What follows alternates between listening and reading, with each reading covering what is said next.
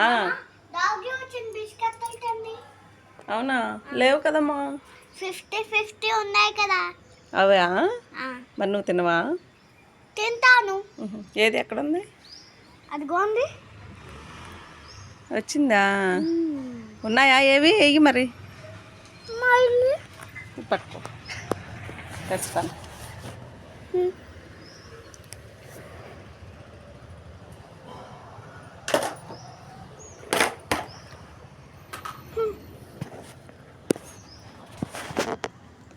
అయ్యి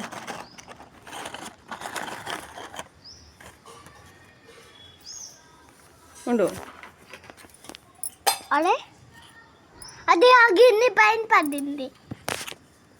అడుగో అది స్మెల్ చూసుకొని మళ్ళీ తింటాందమ్మ అక్కడ. అలా పడుకుని వెళ్ళిపోయింది. దూరంగా అయ్యి బయటకి ఉండు. అయ్యి వాష్ని